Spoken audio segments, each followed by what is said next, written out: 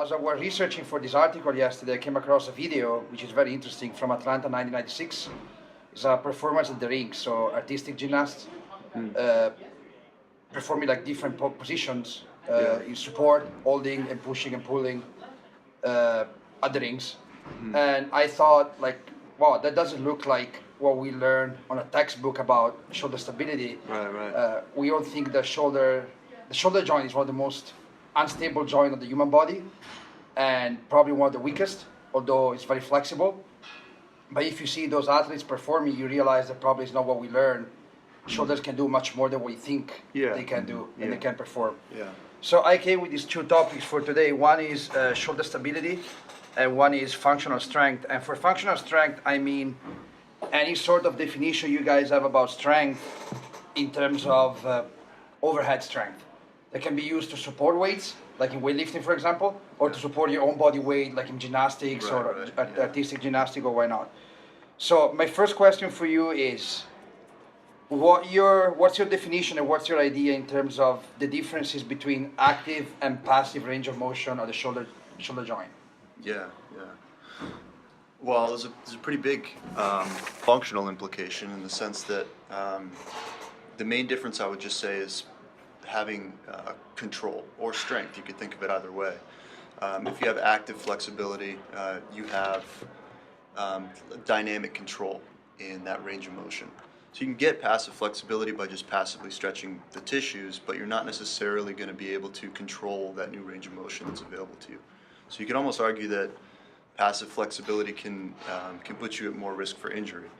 Although if sometimes you need to go through that step in order to build to active flexibility. So you agree on the fact that, at least for when it comes to shoulder stability, strength means control, therefore strength means stability? Yeah, I would say that strength in general is more about neurological control than anything going on in the tissues. Do you think there's a certain limit of strength that is good for you, but above that limit your range of motion can be affected? How do you mean? Like, sometimes if you read books, they say that you can get stronger, you can still be flexible, but if you get too strong, your muscle can be too tight, therefore your flexibility can be compromised. Do you think that's an issue or something that should be kept in mind when you program for athletes? I think that your flexibility is something that you have to perpetually maintain.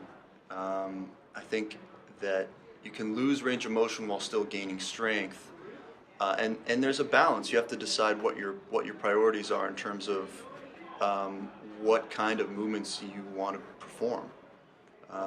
You don't need a whole lot of flexibility in your day-to-day life or for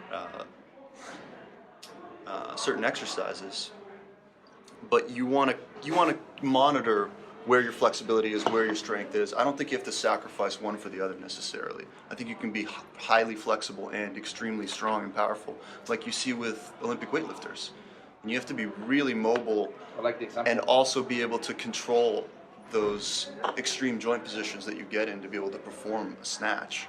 100%. Yeah. Ted, what's your opinion? Yeah, I completely agree. I mean, so I think a great facility especially would make use of multiple, not only coaches, but, soft tissue practitioners. So whether they be ART practitioners or whatnot, then at least you have the ability to build strength and actively use recovery techniques that are also going to help you increase your range of motion or maintain range of motion. And I think that's very important, and I also think that it's not just about developing strength, but strength is very important. But it's also building strength at the end range. So you can work on overhead mobility or an overhead strength, but if you're not performing movements such as FRC style movements where you're trying to create tension at the end range of motion to build strength, isometric strength, or strength in 15-degree plus or minus range of motion, then that's going to help you create stability at that end range as well. So I think it's very important to take all these considerations into, or all these aspects into consideration. And I as was mentioned initially with the Olympic gymnast as an example, the great thing about gymnastics is you are forced, or the gymnasts are forced, to go through so many different ranges of motion that they actually tend to have the most stable and well-built shoulders of any other athletes. So I have a quick question for you. You mentioned strength is angle specific. You also mentioned that it's important to develop strength to the full range of motion. So my question for you is, when working with athletes, especially during general physical preparation, do you prefer, what's your ideal ratio between strength training within a specific range of motion and strength training within the whole spectrum of range of motion? Like, do you mix them, match them? How do you approach that? Absolutely. So so it's very important to have a good base with an athlete. So going through general physical preparedness stage and making sure the athlete has a great range of motion, good strength through the full range of motion of different lifts. But if you have an athlete, for example, a track athlete, and they only need, once season is approaching, strength at, say, the end range of the squat, where you're training maybe a quarter rep or a half rep squat, then that's going to help them develop the power that they need for their sport a little more specifically. So you can definitely change the range of motion on certain exercises to develop specific strength for specific athletes. Absolutely. Yeah, I think that's an important balance to strike, especially for athletes, because they're going to be in unpredictable situations where they're not, you can't necessarily foresee what kind of body position you're going to have to come out of or go into. So I think building control throughout all the range of motion that's available at a joint is super important for anyone really to have a quote-unquote healthy joint. But also maximizing your time to be able to maximize their performance with whatever resources you have available. You do have to prioritize and also work movements that are specific to whatever activities they're going to have to perform. But I think that's an important balance, and that's a very good question. I mean, time is a resource, so you have to manage it. Exactly. Well, I'm glad we covered these topics, because that leads to the second conversation that I would like to have with you. So we talked about strength. My question for you is, what's your quote-unquote definition of overhead strength? Like, how do you train overhead strength? How do you measure overhead strength? And when do you consider an athlete to be strong overhead? And if that's important for you or not? Again, I think it comes back to, I think it should be important for everyone to build at least some kind of functional dynamic control overhead, even if it's not, an impressive feat of strength. But I think one of the most important things that people need to learn in terms of building stability at the shoulder, which then ultimately translates to overhead strength, is creating torque at the shoulder and being able to, screw your hands into the floor or try and bend the bar, as people say. Be able to get that external rotation, the depression, get all the stabilizers involved in creating that torque at the shoulder. I think that's one of the first things that I usually try and teach people, even when it's not overhead, because then that'll translate easily. So let me just stop you for a second and ask you a direct question. So usually when you talk about, especially for athletes, when you talk about upper body strength, people more often than not think about bench pressing, right, just because it's the most probably popular exercise for the upper body strength, development and testing. However, that's not considered functional strength, which is the topic of our conversation. That's why I picked overhead strength. Sure. Just because, for different reasons, the bench press, there's support, it's not vertical, right. You're resting on a bench, blah, blah, blah, we know all that stuff. Do you still consider important, however, to develop strength in different plans, or only overhead? For the upper body? No. I think developing strength and developing control of movement in different planes is crucial to anybody who wants to move efficiently and have healthy joints. Just like we were saying about building control in all the range of motion that's available at a specific joint. I think those two things go hand in hand.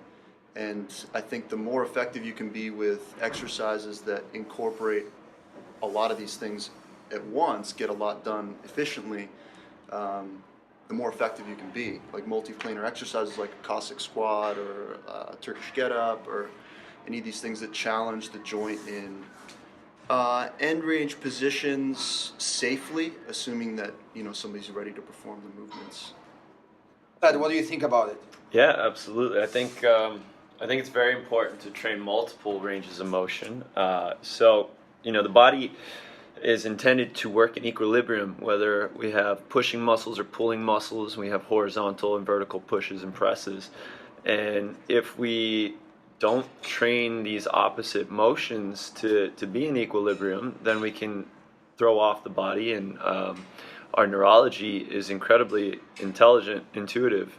It doesn't want to put us at risk for injury, so it creates compensations and it creates poor movement patterns if our strength isn't in equilibrium. So there have actually been studies that show specific pulling and pushing in the vertical and horizontal planes should be very close in specific ratios. So whether that be your pull-up strength should be about 89% of your bench press strength, and that depends on the different method of the exercise you're using, whether it's a narrow grip or a chin-up grip for the pull-ups or whatnot. But if these are thrown off, then that puts our athletes at a greater risk for injury as well. So it's very important to make sure we're training all aspects of ranges of motion. Yeah, I think that's a really important point and most people really underestimate how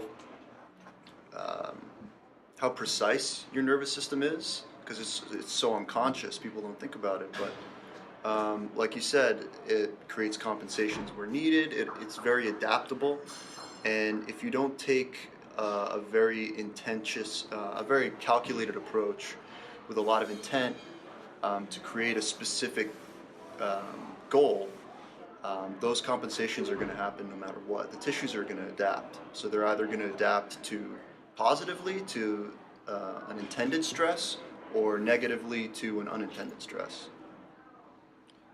Just to connect with this question again, so the term functional brings two different aspects into consideration. One is the mechanics of the movement. So everything that is functional works somehow against gravity and uses the human body as a whole system instead of just isolating joints. Yeah. That's why probably overhead strength comes first, Yeah. or at least come before any other sort of upper body strength. And another aspect is how much can you quote unquote lift overhead compared to your own body weight, so relative strength. Right. Because that's what you're going to use in the field or play, or that's what you're going to use in normal daily routine, Right. or why not. So that came with a very interesting metrics in terms of like the ratio between pull and push, horizontal rather vertical. Do you guys have any idea of what metrics we should be looking at when we look at overhead strength? Like how many times a person's body weight, or like in terms of strength? Do you have any idea? Any common guideline that you use? Personally, I use a more intuitive approach. Ted might have a better answer for you on this one. Okay. I'm actually very similar. So, it just really depends on the athlete. It depends on the sport. If, for example, so let's use a wrestler, for example. So a wrestler will need very strong lats. One of the best exercises to help with that are pull-ups or chin-ups. And obviously rows can help to a great extent as well. But if overhead pressing strength falls behind, it's going to limit the amount of strength you can develop in your pull-up, and therefore it's going to develop or minimize the amount of strength you can build in your holding and your locked position strength when you're trying to keep somebody down. So an athlete like a wrestler may need significantly greater overhead pressing strength than, say, a golfer, for example. So I will try and get them as strong as I literally possibly can during strength phases, and then when it comes to developing power, then we transition. So I don't have a specific metric as far as the strength I attempt to get somebody to. I just try and get them as strong as I possibly can. I would like to bring a little bit my perspective on this topic, just to see if you guys agree with me or not. So, I like to avoid considering powerlifting as a metric for strength because powerlifting is a event on its own. Yeah. And the majority of the tests that we use in strength and conditioning somehow come from powerlifting, like back squatting, bench pressing. Those tests are good in terms of providing you a number, but they don't really give you an idea of how functional your athlete is. Right. It's completely different situation when it comes to weightlifting because weightlifting is just the greatest example of functionality. Right. And how athletes can move their body with an implement in the most efficient way possible. Sure.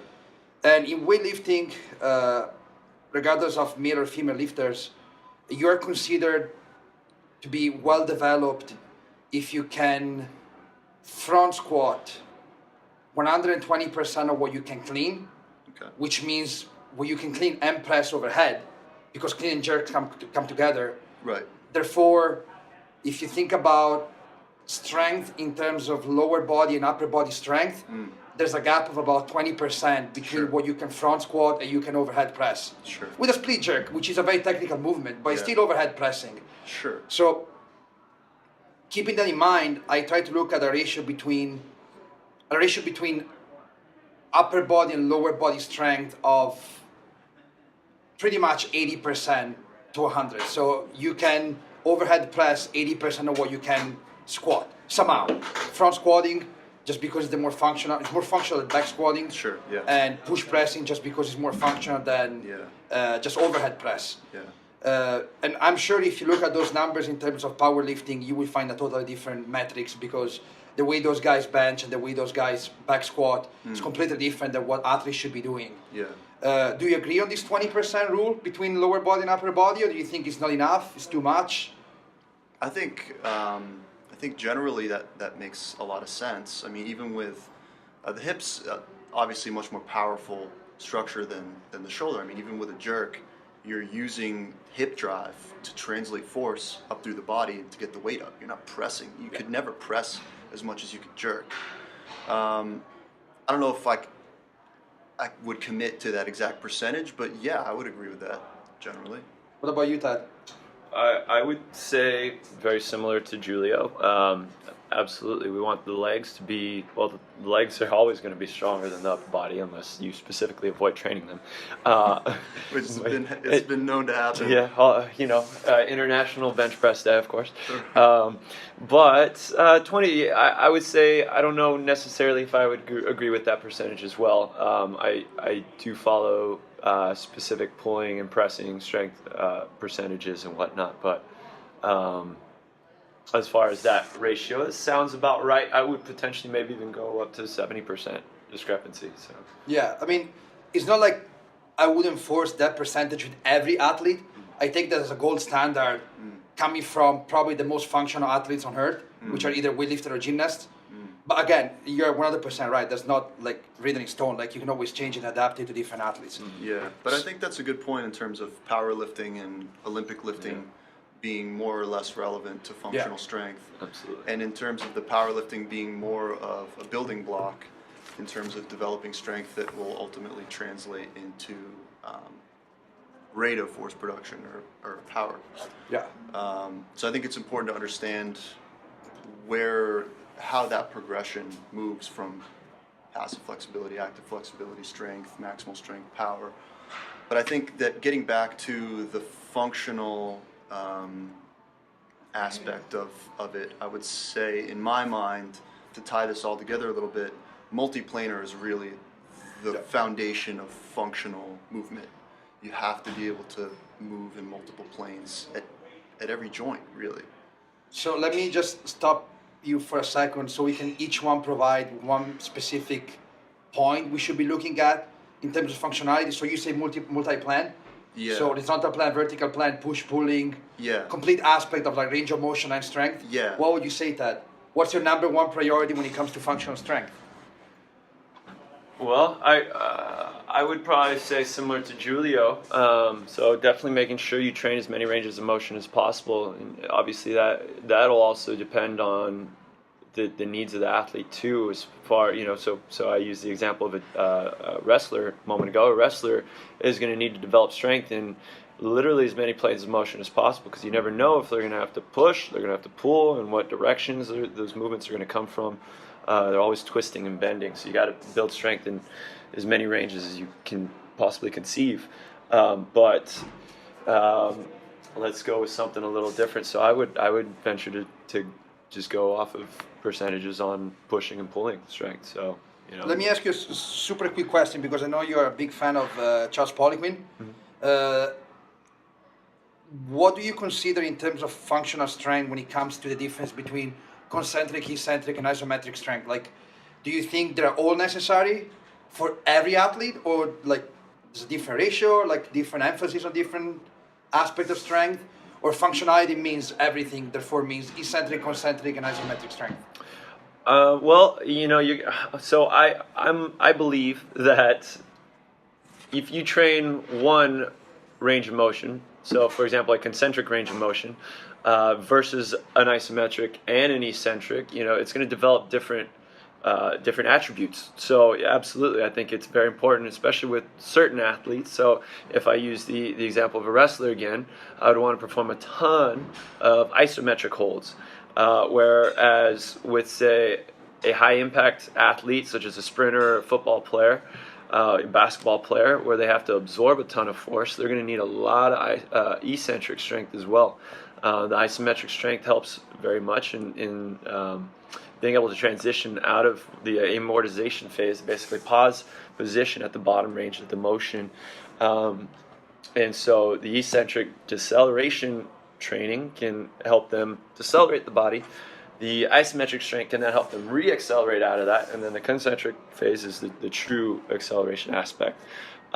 If you have an athlete who is similar to a wrestler, you may want to perform some isometrics, but they may also have to be very conscious of the weight that they put on. So you want to limit the amount of eccentrics that you perform with those athletes, since that tends to do most of the muscle building and most muscle damage. So if you're trying to avoid building too much muscle or putting on weight, then cutting the amount of eccentric work that you're going to work with will help with that aspect, but you also want to build some eccentric strength at the same time. Isometric strength, very important for being able to transition out of deceleration and into acceleration. And then obviously the concentric phase will help you really develop the power and the rate of force development. So you guys agree with me, we all said that it's important for functional strength to develop strength in different planes. So horizontal, vertical plane, push-pulling. It's important to develop balance around each joint. So a proper ratio between agonist and antagonist strength, and between isometric, eccentric, and concentric strength. Yeah. I would add, as my perspective on this topic, that probably the most important thing on my point of view on functional strength is verticality, or the ability to overcome inertia on a straight line. Yeah. Just because the number one force we're all called to fight against is gravity. Yeah. And gravity, no matter how we move, will always pull us down. Yeah. So we always have to push against gravity. Yeah. That's why it's important. That's why gravity has to be a variable in any functional movement. 100%. Which is why the bench press is not a functional movement. That's the whole idea behind the lack of functionality of bench pressing. Yeah.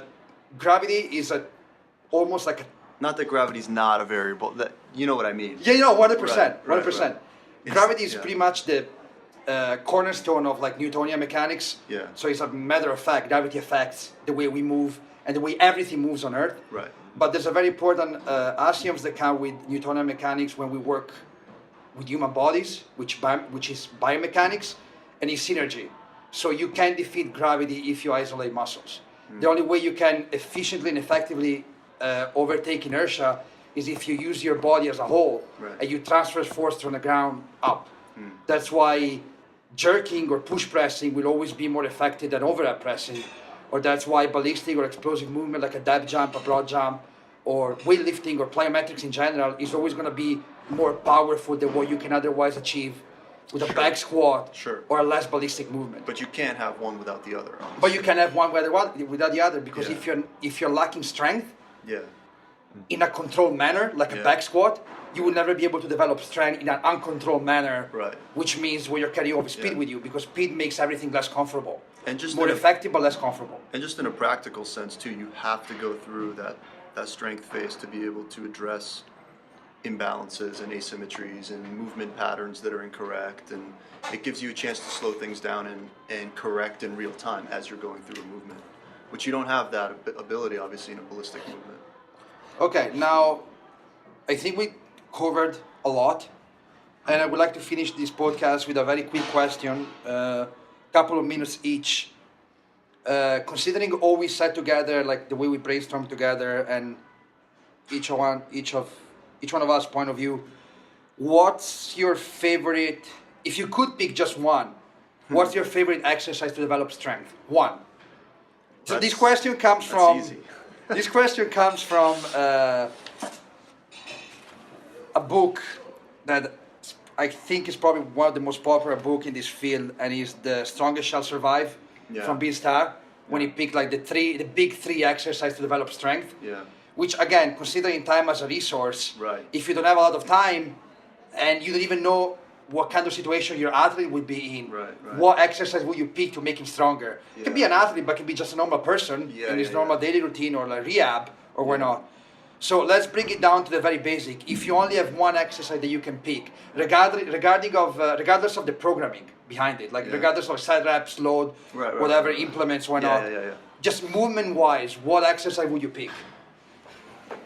I don't want to have I'll the let why. you guys answer for me, because I got to go with the Turkish get-up. Oh, come on, okay. My staple. Well, again, I that agree, as an though. exercise could illustrate everything we've talked about today, except maybe rate of force production. It's obviously not a power move, Okay. but everything else that we've discussed is contained in that exercise. Multiplanar, overhead stability, dynamic control and end range of hip and shoulder joint, core stabilization dynamically through space in multiple planes of movement. I mean, I everything. It's the most bang for your buck of any exercise that I know of. I agree. Ted? Yeah, I would have to say the same. However, I'm going to go against the grain since I want to be a little different, have a different answer for each of us. So I think the Turkish get up is an amazing full body exercise, and it trains everything that Giulio just mentioned. But let's go with I'd say a front squat into a push press, just to be a little different. So in that aspect, we're training lower body strength and power, and then we're continuing that on to develop the power and the strength in the upper body as well. So I think that exercise can help tremendously in all ranges of motion. It can help with shoulder stability, it can help with balance, it can help with power, it can help with strength. So I'll go with the front squat into a push press. I like it. So I will say, I have, of course, a very strong influence from weightlifting, although I don't think weightlifting is the most effective way of training each and every athlete. But it does provide a lot of good insights of how the body is supposed to work and move in space. So I would go with one arm overhead press, or actually a one arm push press, which is not a push jerk, so it takes away all the mechanical advantage of dropping under the weight. It forces you to develop more rate of force development through the entire range of motion. But the fact that you're working with just one arm instead of two arms, and with a different implement that is not a barbell, allows your body to move in space with no restriction. And this is, what tool would you use for resistance? I would use something dumbbell that creates some sort of instability. Yeah. So probably either some sort of unconventional weight, like a sandbag, or like a medicine ball, Sure. Yeah. or just a dumbbell. Why not? Yeah. The purpose of using one arm at a time is there are two main reasons. The first one is to kind of work around the symmetries and still develop each side of your body independently, so that you can kind of create more symmetry, and you can also enforce without correcting laterality, because your body is always going to have one stronger side, and that's not an issue. We're all developed so that one side of our body works better than the other. We develop that way through childhood, and that's why we're going to perform for the rest of our life. But if we can keep that gap between dominant and dominant side as small as possible, we're going to be less likely to get injured because of lack of strength on one side of our body. And the second reason is if you only use one arm, you create some sort of asymmetrical core load, so load on your spine. Your core works in a more dynamic way, which is more functional for everybody, not just athletes. But yeah, your question is very powerful. I would pick any sort of implement that can allow you to be somehow ballistic. So maybe something that you can release at the end range of motion instead of control, like a ball or a big Swiss ball or medicine ball. Or if you can release it, at least some sort of implement that creates less stability overhead, like a dumbbell or a ball or not. Right. Yeah.